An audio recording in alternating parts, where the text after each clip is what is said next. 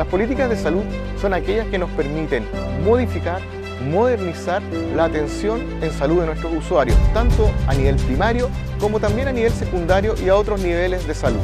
Es por eso que la Cámara de Diputados es la que está encargada de ver los proyectos de ley que tengan que ver con salud y a la vez tienen una comisión de salud especial, la cual tiene la evaluación de algunos proyectos de ley que son más específicos y más importantes y relevantes para nuestra salud. Es por eso que nosotros debemos conocer cómo funciona esto. Mi nombre es Guillermo Marcone, esto es Pronóstico Médico por Estudio Televisión.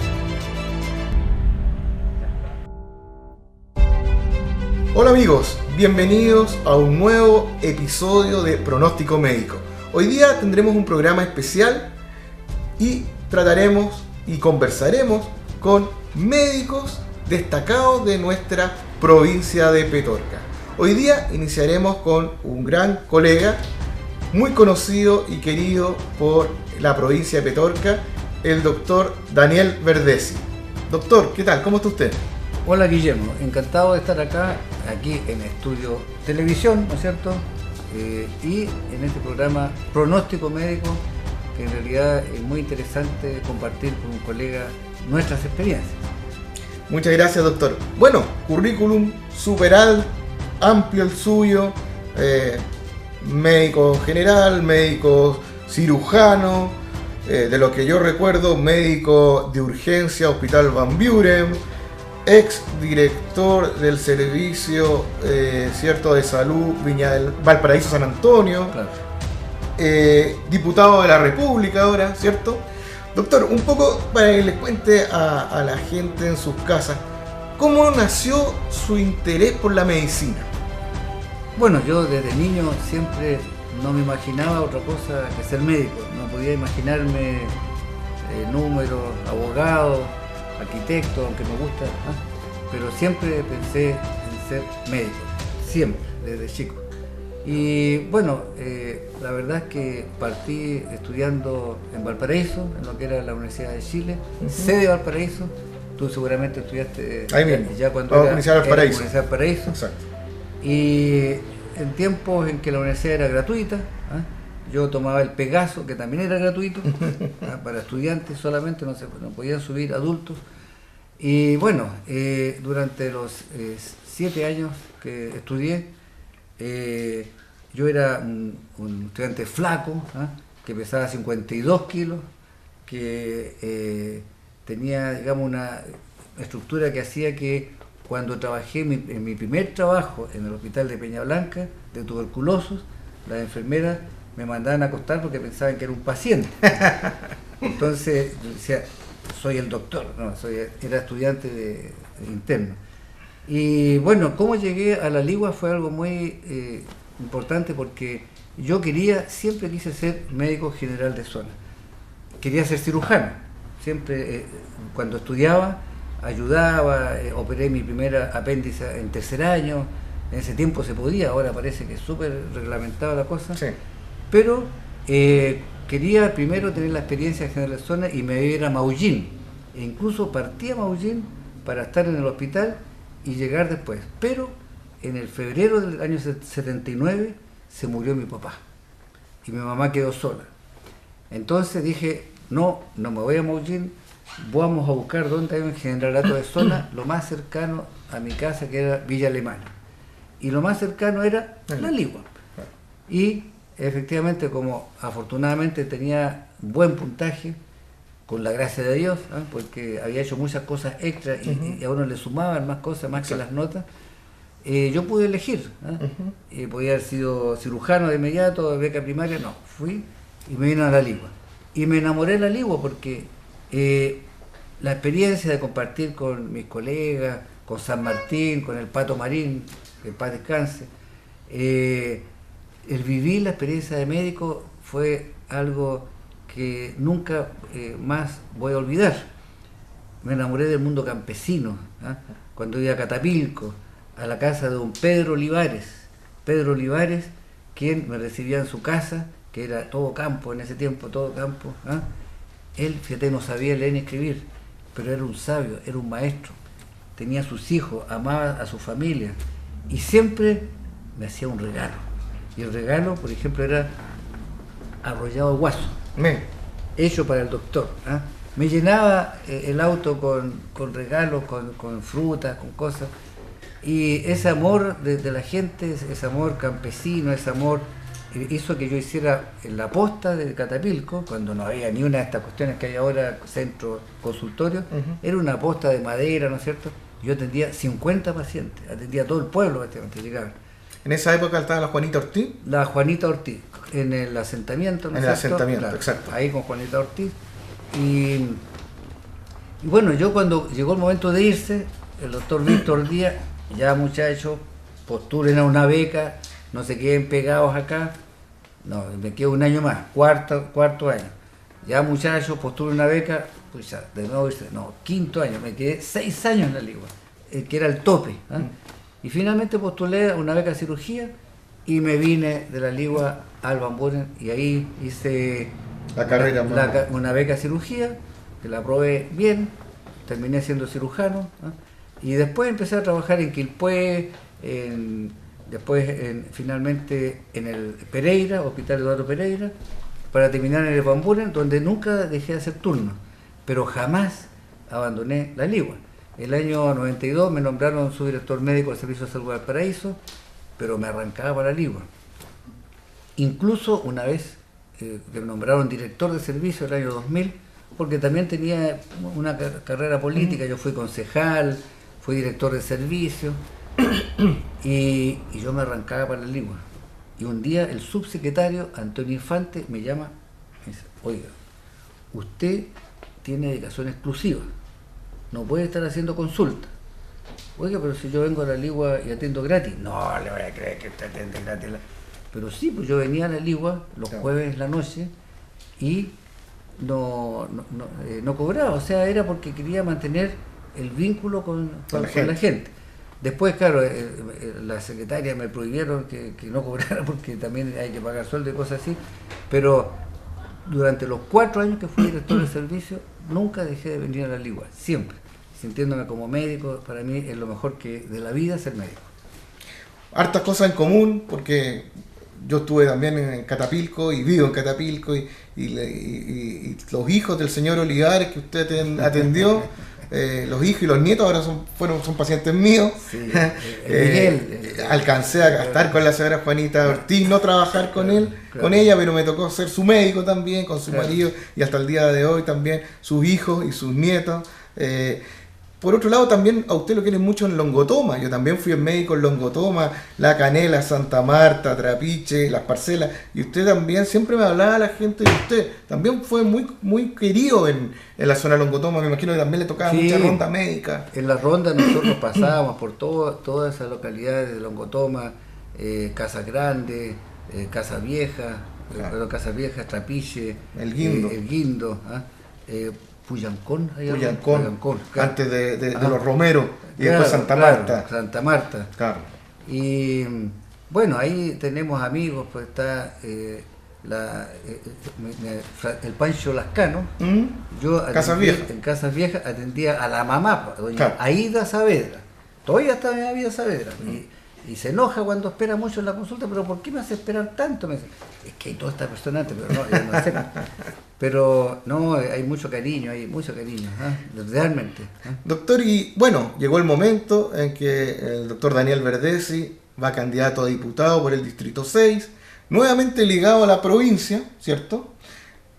¿Cómo se hace esta división entre el diputado político y el doctor? ¿Se pueden complementar las cosas? ¿Es más doctor que político o es político y menos doctor?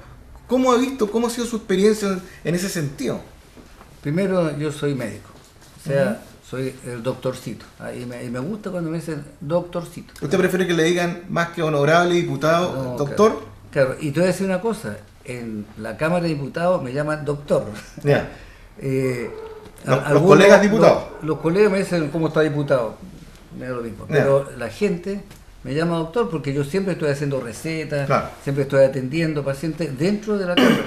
Yo no puedo dejar de ser médico, es como, no sé, no puedo dejar de hacer misa si que fuera cura, no sé. Pero Yo sigo siendo médico como primer rol, el más importante de mi vida es ser médico. Y el ser diputado es una experiencia de dulce y de gras, como dicen, ¿no? Porque la verdad es que el construir país, el cambiar las políticas públicas, es algo muy importante.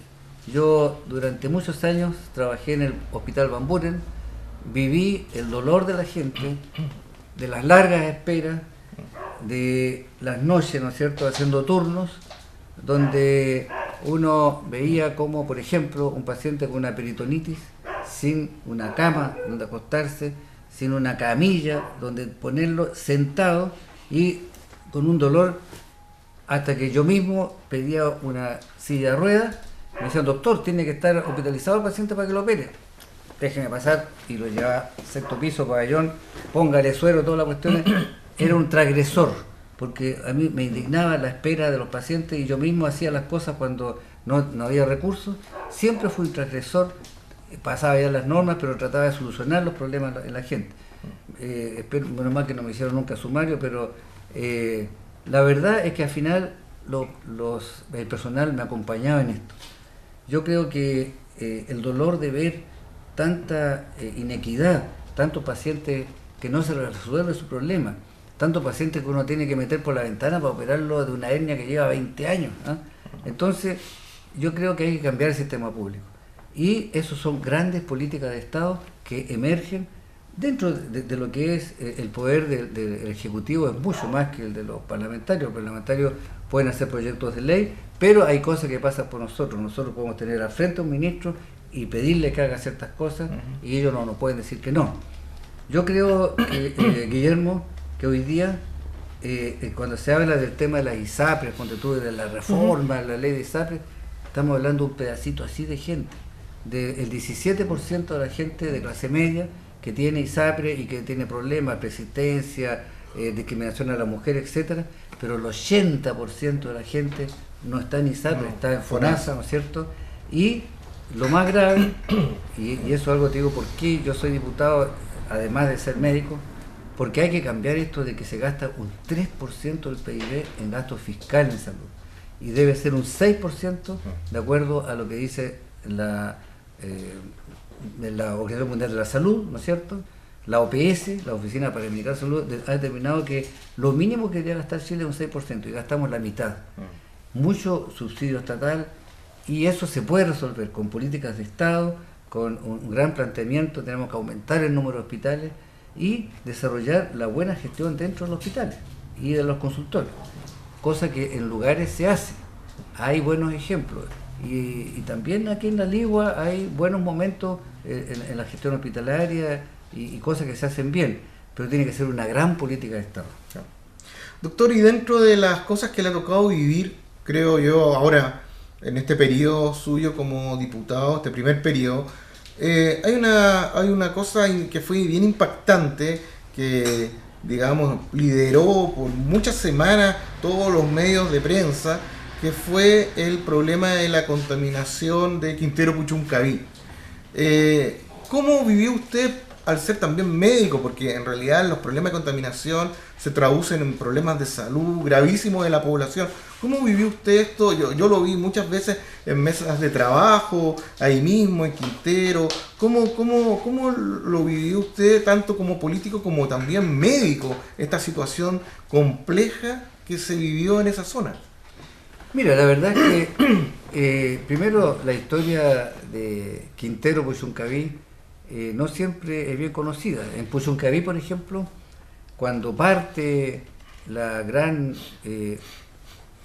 chimenea de ventana, ¿no es cierto?, que era el símbolo del progreso en esos tiempos, y que, ojo, si tú miras la antigua emblema de la municipalidad de Puchuncaví, tenía en su emblema la chimenea con humo y todo, con humo y todo, porque era el progreso, pues era el empleo.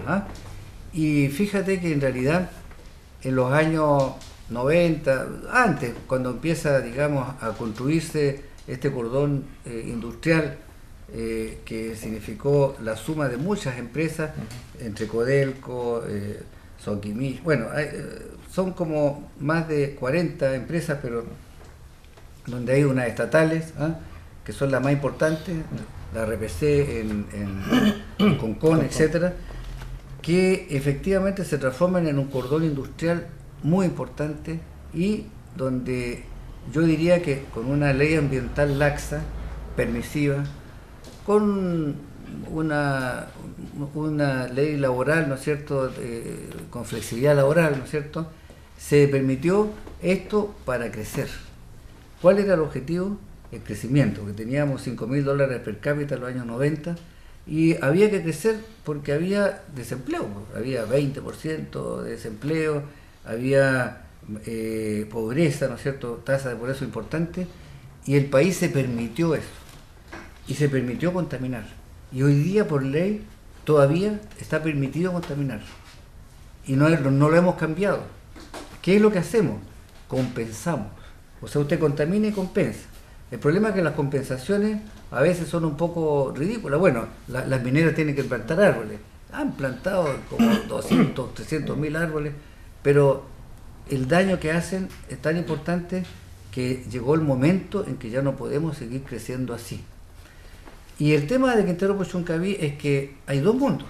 Uno que es la gente que sufre la contaminación y esta pelea entre la empresa privada y la pública, donde hay discriminación un poco, donde a la pública le dan como tarro, ¿no es cierto?, y a la privada se le perdonan muchas cosas, porque también hay un interés en el crecimiento, en el empleo, ¿no es cierto? Sí.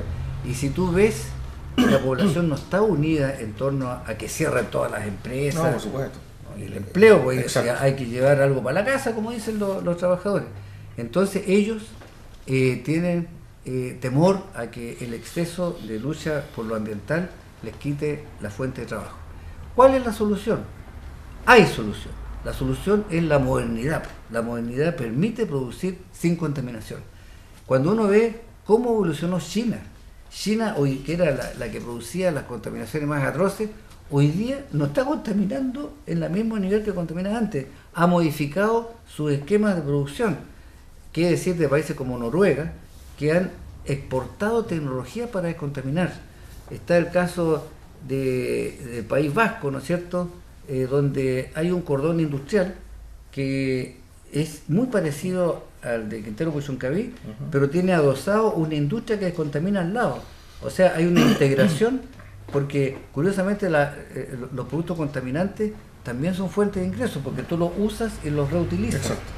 Es decir, aquí hay que aplicar una mejor ley ambiental, tecnología, exigir a las empresas que a lo mejor disminuyan un poco su rango de utilidades a niveles adecuados, pero que sean rentables, pero que no contaminen y que protejan también a sus obreros y a sus empleados.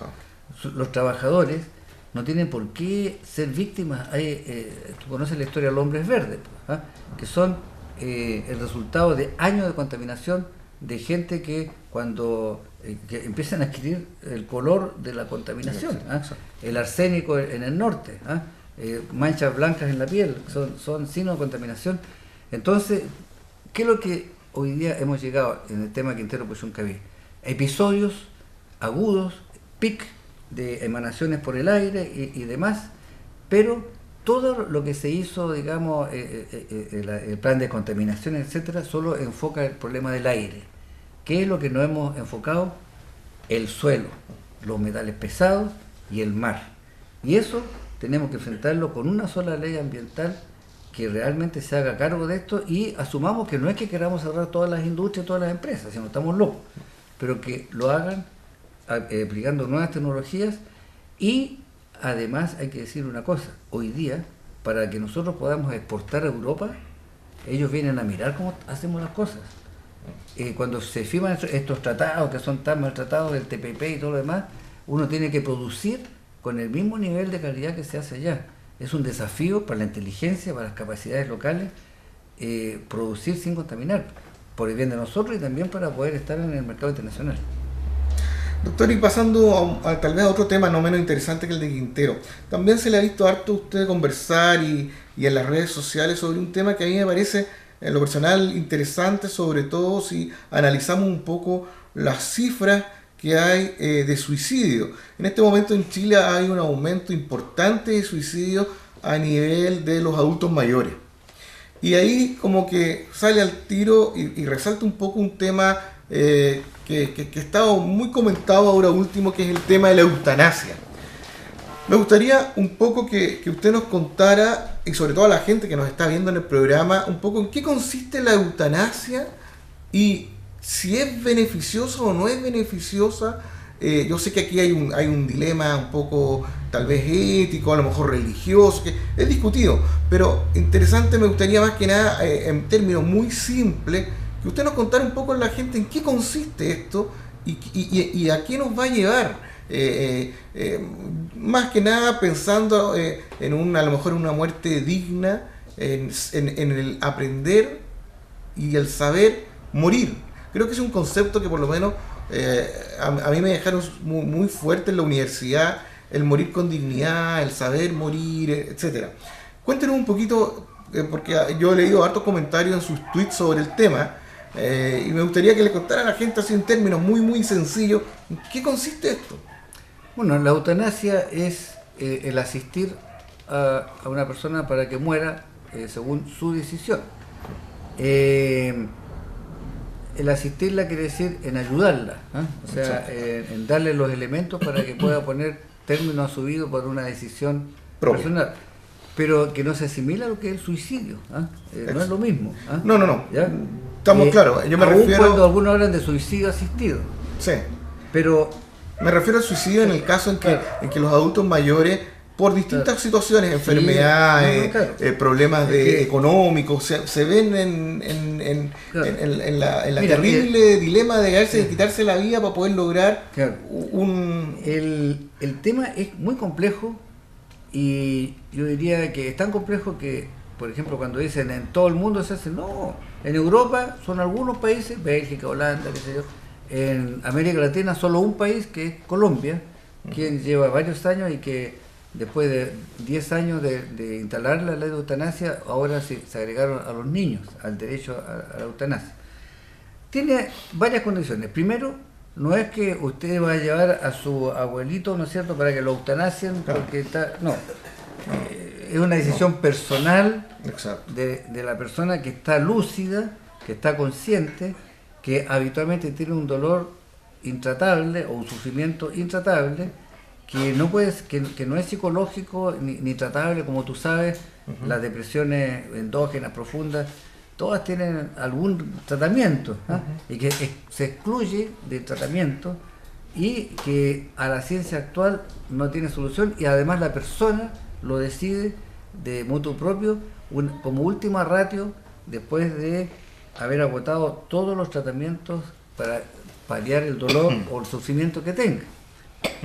Y lo primero es que es una decisión personal, lo segundo que es algo que se toma, ¿no es cierto?, como decisión única, personal, y que no tiene que estar influenciada por otros.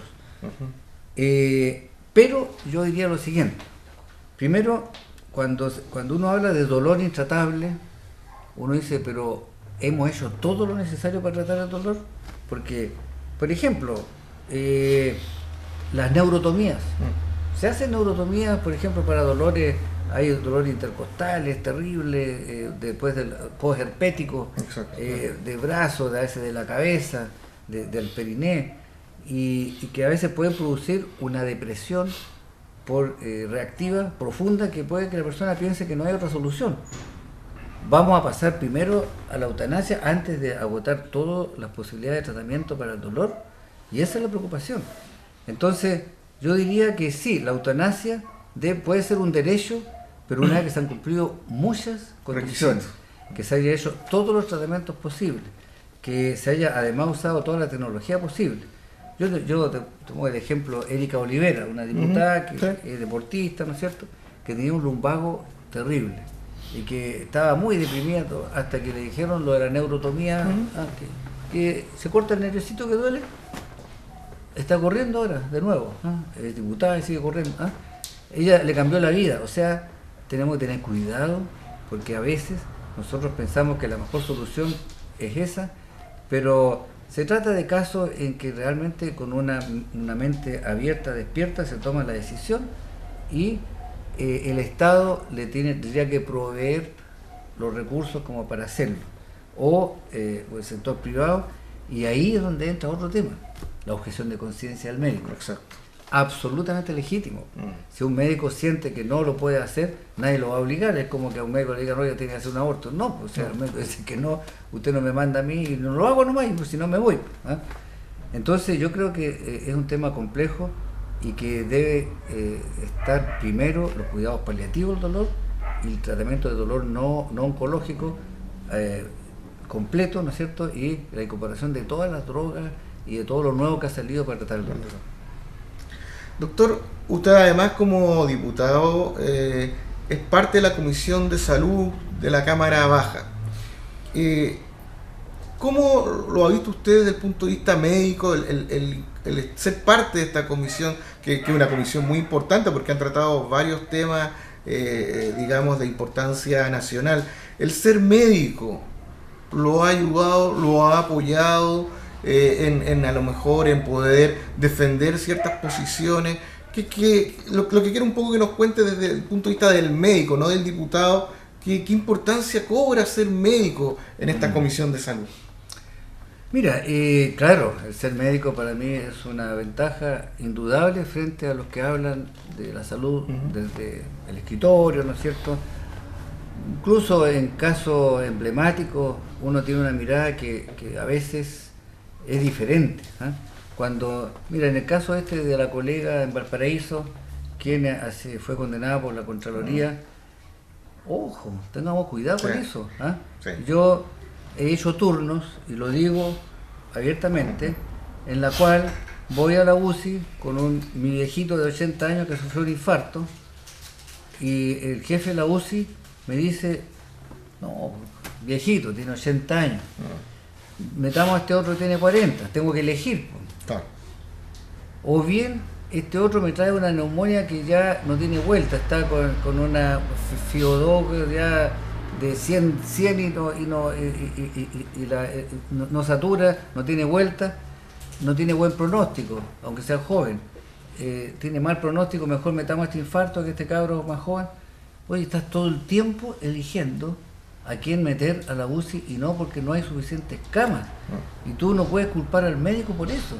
Entonces, lo menos, digamos, correcto políticamente es defender a alguien que está en este momento como esta doctora. Pero ojo, el problema no es que ella haya elegido, el problema es que había una sola cama. Exacto. Lo que debería haber son 2 camas, una para cada paciente. Y ese problema a todos se le olvida, y el chivo expiatorio, la doctora, que tenía, porque en el fondo, claro, la niñita en cuestión probablemente no tenía muchas posibilidades. No, tenía una hemorragia pulmonar alveolar importante y no creo que no tenía mucho tampoco, entonces, un buen pronóstico, ni siquiera en la UCI. Pero ¿quién lo decide? La Contraloría.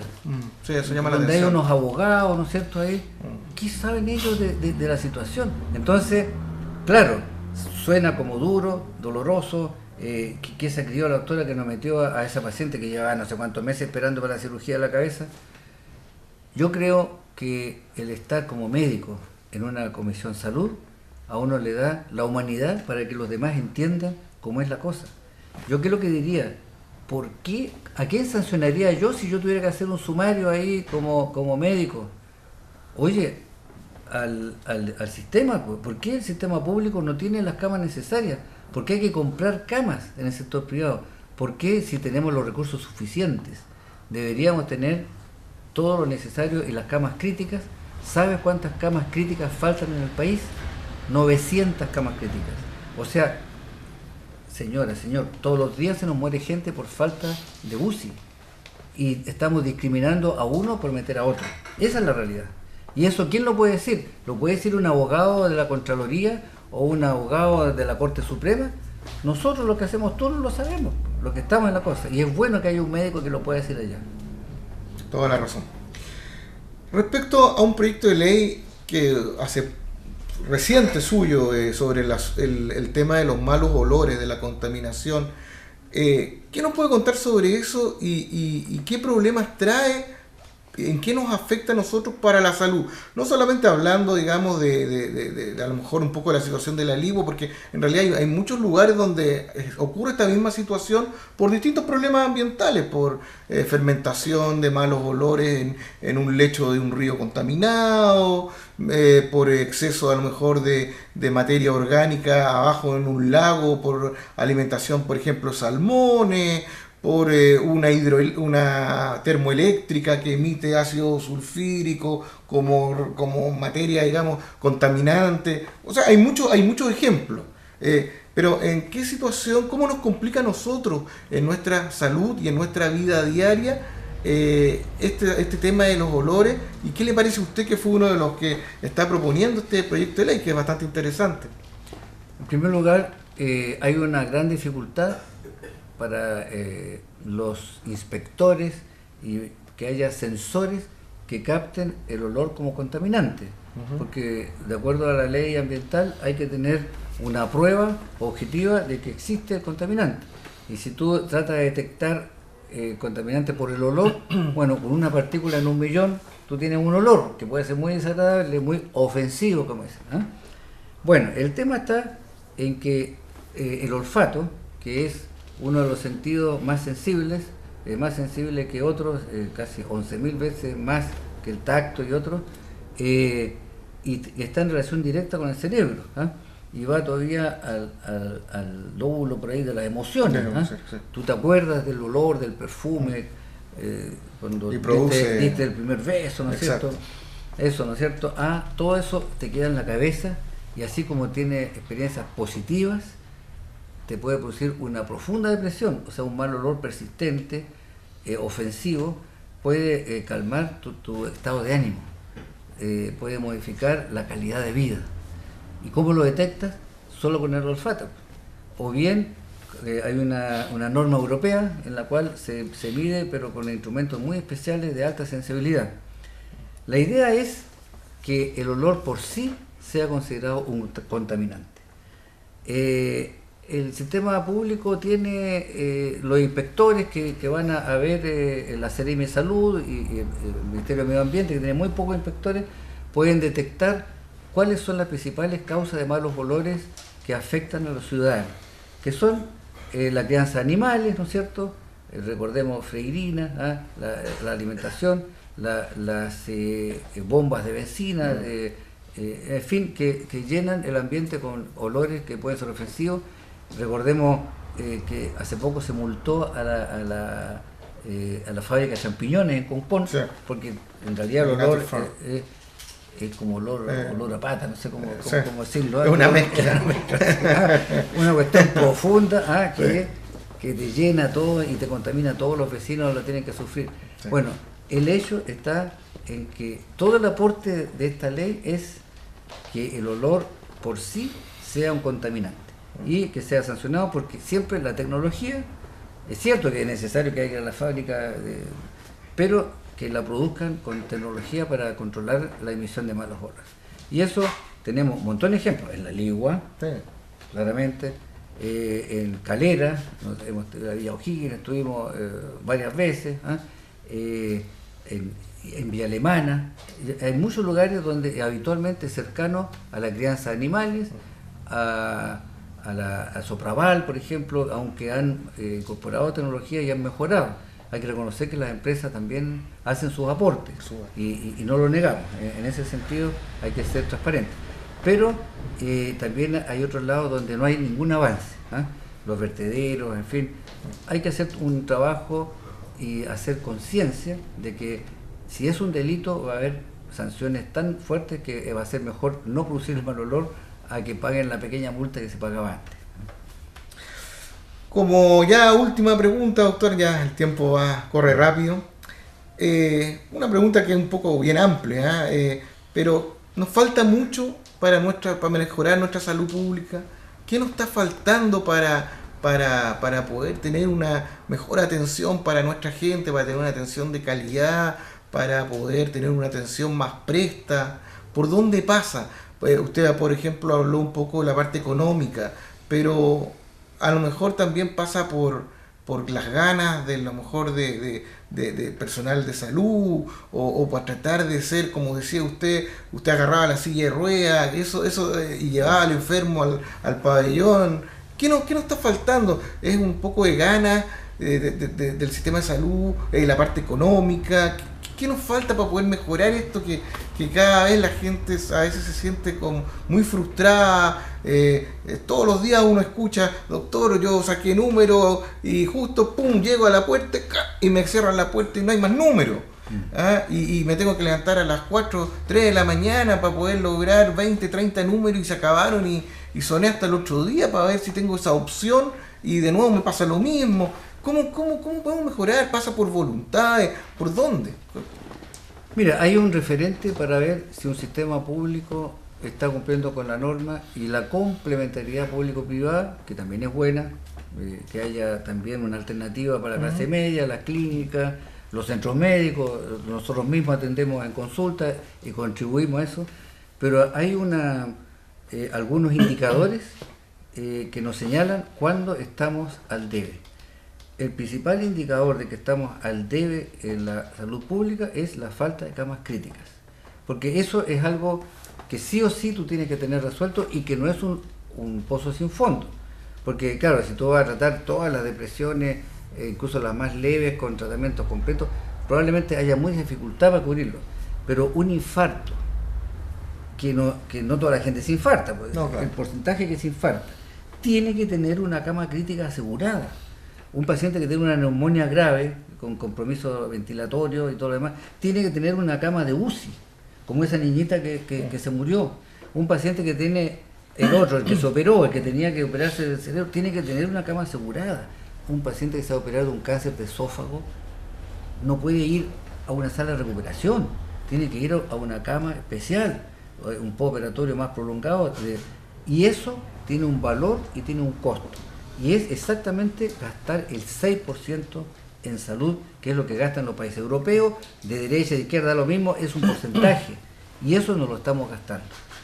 Si yo, con ese referente básico, camas críticas, nos faltan 900 camas críticas, nos faltan, aparte de los 60 hospitales del proyecto de Bachelet, ¿no es cierto?, nos faltan 40 más, para tener el piso de lo que necesitamos. ¿Es eso mucho? No es mucho, el país no se va a hundir si es que lo decide. Tenemos que nosotros incorporar dos cosas muy importantes. Nosotros estamos en la trampa de los $25.000. Tenemos que llegar a los $40.000 de ingreso per cápita, como para que este 6% que se gaste en futuro en salud no tenga ningún problema. Pero también tenemos que hacer otro gasto. Estamos gastando el 0,5% solamente en ciencia y tecnología. Tenemos que gastar un 3,5%. O por lo menos un 3. Eso a nosotros nos genera rentabilidad interna social, de manera que sí, a tu pregunta, si nos falta, tenemos que cubrir un número de camas hospitalarias y sobre todo ese referente que es la cama crítica, en la cual tú finalmente no tienes a dónde mandarlo, viejo. Yo he visto pacientes infartados en la posta, donde cama acá, a nivel nacional empiezan a buscar, no hay cama. ¿A dónde va el paciente? A la sala de la unidad de emergencia, con un suerito, un infarto. Se murió el paciente. Oye, eso ¿qué es lo que es? Eso es falta de no dación de servicio, porque se supone, bueno, y yo he visto médicos jóvenes, me acuerdo de un doctor que estuvo toda la noche con un paciente tratando las arritmias, parado al lado del paciente, casi en un pasillo, con un monitor medio así, al lote, pero controlándola, y finalmente le salvó la vida. Tuvo varios episodios de arritmia, un infarto, una persona joven, no había cama en la UCI, pero él se quedó al lado. ¿Cómo es posible eso? Pero eso es porque tenía que haber una cama en la UCI y no había. Bueno, yo lo que digo es que sí, estamos al debe, pero podemos mejorar esto con una política clara de reposición hospitalaria, de mayor inversión en lo público y de que funcionen los dos sistemas complementarios. No tengo nada contra el sistema ISAPRE, clínicas, etcétera, pero que se complementen bien. Y se complementan, ojo, en las grandes ciudades, porque en las ciudades pequeñas solo hay sistemas públicos, en la más chiquitita. Bueno, doctor, se nos acabó el tiempo.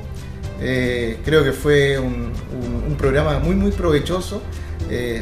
De antemano yo le estoy muy agradecido por haberse dado el tiempo. Nosotros sabemos que su agenda es muy ajustada, así que yo estoy muy agradecido porque tuvo la amabilidad de acompañarnos. Guillermo, es un agrado hablar con un colega. Agradezco a la persona, al hombre de las cámaras, a Hugo, que hace un muy buen trabajo aquí en este programa, ¿no es cierto?, que es de Estudio Televisión, que es un trabajo muy bonito y que en realidad nos da una oportunidad a los que queremos transmitir un mensaje, sobre todo en el tema de la salud. Muchas gracias. Bueno, amigos, el tiempo se nos está agotando. Yo más que nada les agradezco su audiencia y los espero en un próximo programa tan interesante como este. Muchas gracias y hasta luego.